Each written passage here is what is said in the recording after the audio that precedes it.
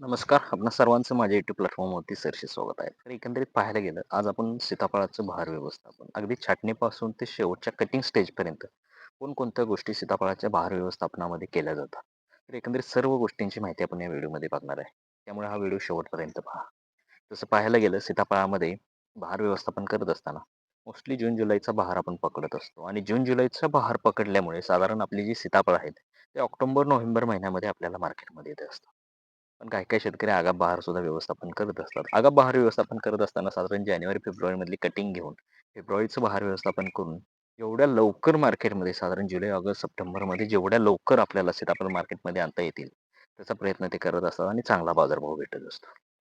आणि मोस्टली सीताफळाला जी मागणी असते ती दिवाळीच्या अगोदर जास्त मागणी राहत असते आणि त्याच्यामुळे मोस्टली शेतकरी जे आहेत, लवकर बहार व्यवस्थापन करत असतात आणि त्याच्यामुळे त्यांना सीताफळामध्ये चांगला फायदा भेटत असतो. तसं पाहायला गेलं सीताफळ हे असतानाच मुळात कोरडवाहू पीक आहे. सुरुवातीच्या काळामध्ये सीताफळाची लागवड ही बांधावरती किंवा डोंगर दऱ्याखोऱ्यामध्ये जास्त प्रमाणात त्याची लागवड केली जाते. पण आता व्यावसायिक दृष्टिकोनातून सीताफळाची बागायती क्षेत्रामध्ये देखील सुद्धा आपल्याला जास्त लागवड वाढली आहे.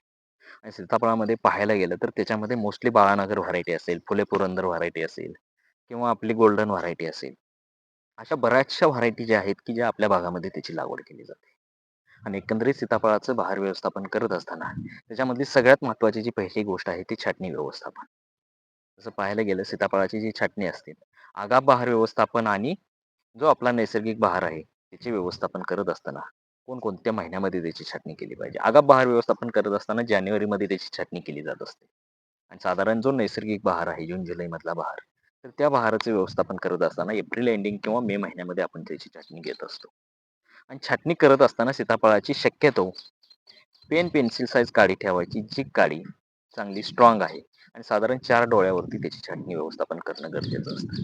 आणि ज्या इतर कीडग्रस्त असतील, रिपील साइज काड्या असतील किंवा ज्या आपल्याला आवश्यक नाहीत अशा काड्या शक्यतो कट करणं गरजेचं असतं. आणि सीताफळाला एक चांगला डेरेदार डेव्हलपमेंट जेवढी होईल आणि शक्यतो जो सूर्यप्रकाश आहे, तो झाडाच्या बरोबर मधल्या सेंटर पॉइंटवरती डायरेक्ट त्याचा कॉन्टॅक्ट आला पाहिजे आणि त्याच्यामुळे सुद्धा भविष्यामध्ये जे उद्भवणारे वेगवेगळ्या किडे आणि रोग असतील, त्याचं सुद्धा नियंत्रण चांगल्या पद्धतीने करता येत असतं.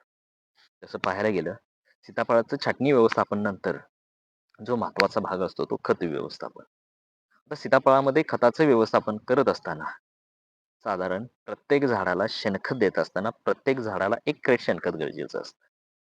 आणि त्याचबरोबर रासायनिक खतांची मात्रा देत असताना त्याच्यामध्ये 20-20-0 किंवा तुमचं 10-26-26 असेल किंवा तुमचं 18-46 असेल किंवा जे इतर वेगवेगळे दुय्यम आणि सूक्ष्म अन्नद्रव्य आहेत त्याची सुद्धा मात्रा प्रत्येक झाडाला साधारण या तिन्ही रासायनिक खतांची मात्रा जी आहे ती साधारण प्रत्येक झाडाला वयोमानानुसार आणि झाडाच्या ग्रोथनुसार 100 ते 150 ग्रॅम प्रति झाड ठेवणं गरजेचं असतं. आणि त्याचबरोबर आपण लिक्विड खतं सुद्धा आपण प्रत्येक स्टेजला देत असतो. सुरुवातीच्या फ्लॉवरिंग इनिशिएशन स्टेजला असेल, साधारण सेटिंग अवस्थेमधला असेल, परत फळाची वाढ अवस्था असेल आणि साधारण जो शेवटचा काळ असतो तो पक्वता आणि लष्टर अवस्था असेल. ते वेगवेगळ्या स्टेजनुसार सुद्धा आपण लिक्विड खतांचे व्यवस्थापन करत असतो. साधारण हे एकंदरीत खत व्यवस्थापनामध्ये झालं. त्याचबरोबर जैविक खताचा सुद्धा आपण त्याच्यामध्ये वापर करत असतो. जैविक खतामध्ये जे वेगवेगळे एन-पी-के सोल्युबलायझर आहेत, त्याच्यामध्ये मग फॉस्फरस सोल्युबलायझिंग बॅक्टेरिया असेल, तुमचं पोटॅशियम मेटाबॉलिझम बॅक्टेरिया असेल किंवा मोबिलायझिंग बॅक्टेरिया असेल किंवा पोटॅशियम सोल्युबलायझिंग बॅक्टेरिया असेल, झिंक सोल्युबलायझिंग असेल किंवा मायक्रोरायझा असेल, अशी वेगवेगळी जैविक खतांचा वापर सुद्धा तुम्ही तुमच्या जमिनीमध्ये करू शकता. जेणेकरून जे जमिनीमध्ये फिक्स झालेले जे स्फुरद, पालाश किंवा जे इतर रासायनिक खतं असतील, तर ते वनस्पतीला उपलब्ध करून देण्याचं काम करत असतात. त्याचबरोबर सीताफळामध्ये जी महत्त्वाचं असतं ते कीड आणि रोग व्यवस्थापन असतं. साधारण प्रत्येक सीताफळाच्या झाडामध्ये कीड आणि रोग व्यवस्थापन होत असताना बघत असताना तर सीताफळामध्ये वेगवेगळ्या किडींचा आणि रोगांचा देखील प्रादुर्भाव होत असतो. तसं पाहायला गेलं सीताफळामध्ये मोस्टली जो मिलीबग आहे ज्याला आपण मराठीमध्ये पिटाय ढेकूण असं म्हणत असतो, तर त्या किडीचा प्रादुर्भाव जास्त होत असतो. मग ते कोणत्याही सीताफळाच्या झाडावरती जास्त प्रमाणात आपल्याला पिटाय ढेकूण या किडीचा प्रादुर्भाव होत असतो. साधारण त्याचं नियंत्रण करायचं असेल तर जैविक पद्धतीने जे ब्युवेरिया वॅसियाना असेल किंवा व्हर्टिसेलियम लॅकॅनी असेल त्याचा सुद्धा तुम्ही स्प्रे करू शकता. तो मायक्रोबियलच्या माध्यमातून तुम्ही पिठ्या ढाकण्याचं नियंत्रण करू शकता. त्याचबरोबर रासायनिक खतांचं सुद्धा औषध किंवा रासायनिक औषधं सुद्धा वापरू शकता आणि त्याच्या माध्यमातून सुद्धा तुम्ही त्याचं नियंत्रण करू शकता.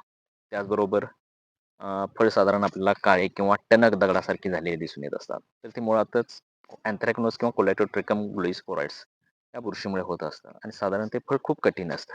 त्याचा सुद्धा प्रादुर्भाव आपल्या फळावरती किंवा सीताफळावरती होत असतो. त्याचबरोबर कॅल्शियमची डिफिशियन्सी असेल तर साधारण शेंड्याच्या बाजूकडचं जे फळ असतं ते काळं किंवा नासल्यासारखं आपल्याला दिसून येत असतं. त्याचा प्रादुर्भाव होत असतो. आणि त्यांचं नियंत्रण करण्यासाठी वेगवेगळ्या किडींचं आणि रोगांचं नियंत्रण करण्यासाठी जे मार्केट्समध्ये उपलब्ध असणारे वेगवेगळे कीटकनाशक, बुरशीनाशक त्याचा वापर करून तुम्ही चांगल्या पद्धतीने ह्या येणाऱ्या किडींचं आणि रोगांचं नियंत्रण मिळवू शकता. त्याचबरोबर साधारण शेवटचे जे स्टेज असते ते कटिंग अवस्थेमध्ये साधारण जेवढं मार्केटमध्ये आपल्याला फळ लवकर आणता येईल, साधारण पाहायला गेलं ऑक्टोबर किंवा सप्टेंबर साधारण दसऱ्याच्या अगोदर जेवढं मार्केटमध्ये फळ येईल, तेवढं आपल्या फळाला काय होत असतं, बाजारभाव जास्त प्रमाणात भेटत असतो. आणि बाजारभाव जास्त भेटल्यामुळे आपल्याला एकंदरीत उत्पन्न आहे ते आपलं वाढत असतं. तर एकंदरीत सर्व शेतकरी बांधवांना सीताफळाच्या बाबतीत कोणतीही समस्या असेल तर तुम्ही दिलेल्या माझ्या नंबरवरती संपर्क करू शकता किंवा ज्याही शेतकरी बांधवांना सीताफळामधले कन्सल्टिंग किंवा रोपं हवी असतील तर तुम्ही माझ्याशी डायरेक्ट संपर्क साधू शकता. तर एकंदरीत सर्व शेतकरी बांधवांना हा व्हिडिओ कसा वाटला कमेंटच्या माध्यमातून जरूर सांगा. ज्या शेतकरी बांधवांनी अजूनही आपल्या युट्यूब चॅनलला लाईक शेअर आणि सबस्क्राईब केलं नसेल तर त्या शेतकरी बांधवांनी जरूर करावे. धन्यवाद.